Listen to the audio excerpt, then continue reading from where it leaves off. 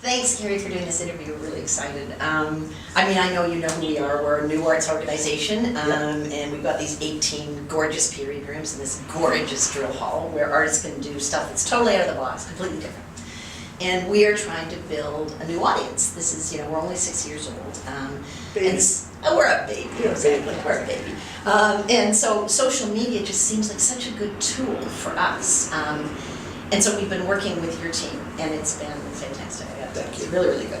So, to start with the question, I'm going to start with a bit of a hard one. Okay. So, 71,000 people came to see this exhibit that lasted a month.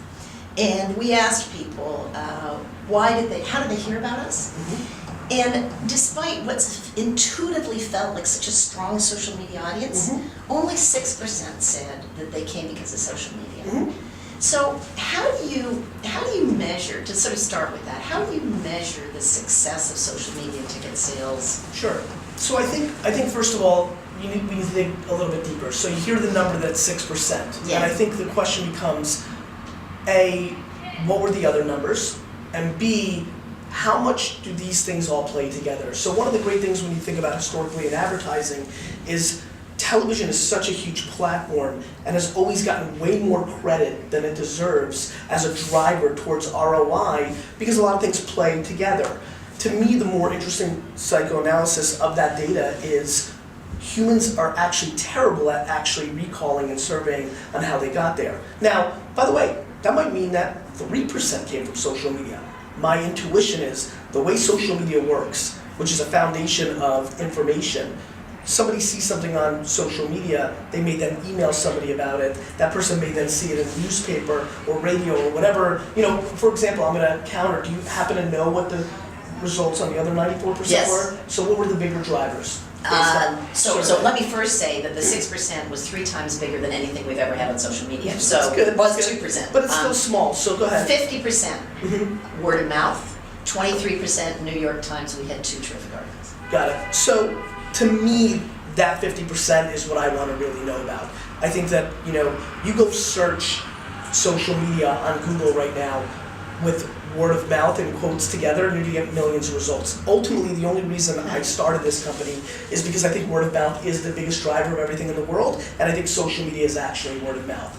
So I would say, probably selfishly, but within that 50% of word of mouth, they were unable to recall where that came from. And if you start asking people how many people think word of mouth now is Facebook and/or /Instagram, I think you'd be stunned the actual crossover. And not to mention that today, because of who you are, earned media in the Times is very much driven by your relationships and your equity, but more and more earned media is starting to come out of social media.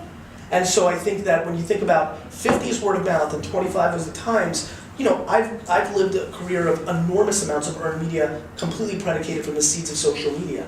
So one picture retweeted or one picture used by an Instagram famous photographer that gets you a big usership, that's word of mouth. And so I would debate that number is higher given that 50% went with the what does that mean?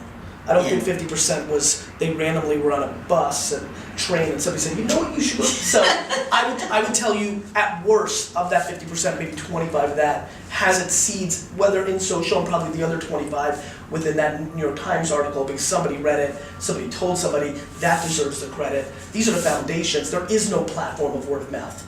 To me, data, which is what you're talking about right now, tells the post game. To me, that's playing defense. I think we're at a place in 2013 that we know social media is a factor, and I think people need to start shifting to the offense. And so that's why I think you've had success. You went on the offense on it. And so I think more offense in social. We always have to quantify, and you have costs associated with it. Yes, and so exactly. I totally respect that. And so you've got to do it in the ways that you can, but there's a lot of ways to quantify value, and there's a lot of things you can do with an audience. All of a sudden, when you have 20,000 people, I'll tell you right now, a photo with a call to action on Instagram today is actually going to do something for your business, which is not something you could have done 6 months ago. But of course, some of our exhibits are much shorter runs, so maybe you got like 4 performances or 5 performances, and to be able to build a campaign, so I realize you won't get precisely that same level of momentum, but is there some strategy to build more momentum I think before the fact? I think that, well, actually, let's look at it in a different way. I think you're actually barking up the tree that makes social so special. A 4-day performance isn't going to get the New York Times to write an article about it. Or when it does, it's Right. too late. That's right. Right. So now what? Right. And so, like, you now have something you own. See, media is going to a different place. Media is going into a place where it's all converging into anybody can have the relationship. You used to be at the mercy of if the New York Times decided they wanted to write about you or not, or anything else. Today, because you're building these audiences, you have the ability to be the media, and I think that's where the value is. So cool, you did the data on that. How about all the, show me the next exhibit that doesn't get any press. What's going to be the social media numbers when you do push out to Tumblr and Instagram and Facebook? It's going to be the majority. And so again, I think what's happening in kind of the way we're looking at it, we always look at new things with skepticism and cynical, even if we're in the most positive of it, because it's new. To me, that's just, I can't help but find that laughable because I've been in this mindset since 2006. To me, this is mature. To me, I'm already worried about Google Glasses and like hardware. This social thing has been baked. This is really happening. And I think that's the more interesting question. You're going backwards on something that did get a lot of press. Talk to me about your life 365 days a year, much of which doesn't get that big, New York Times type of press. Where does social play in that? And to me, that's where social hits a lot of doubles and singles and triples for you, that nobody else could deliver anything for you. One that you own and can storytell, not be at the mercy of the hope that this writer will plug you. We also have a donor base that we deal with, which is probably, a higher, more like a luxury brand. Yep. What do you think about social media and that, going into the future? I'll make it quick because I see the fingers They're spinning. doing that, yeah. We have a retailer that's a client, and we are selling $1,000 handbags as status updates on Facebook. So I have very zero concern that luxury, I have a friend who bought a $130,000 car from a Tumblr post. This is listen, this is the same conversation we had 15 years ago about the internet itself.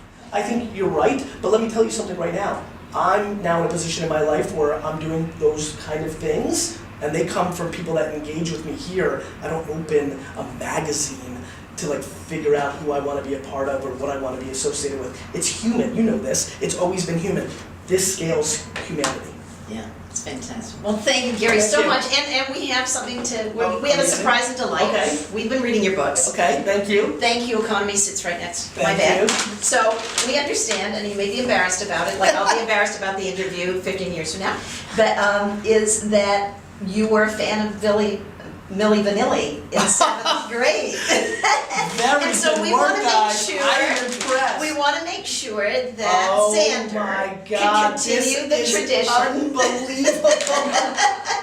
Thank you so much. This is, and by the way, and I know we gotta go. This is the whole game. I put out pieces of content on Instagram and Facebook of a 7th, 8th grade picture of me and my favorite things, and everything is the same things that I have now except Milli Vanilli.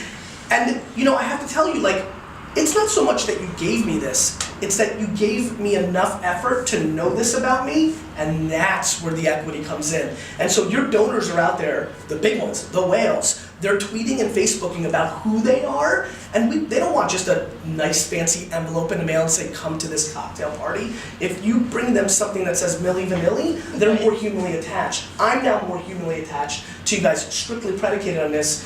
That's how the game works. Thank you. Good. Thanks.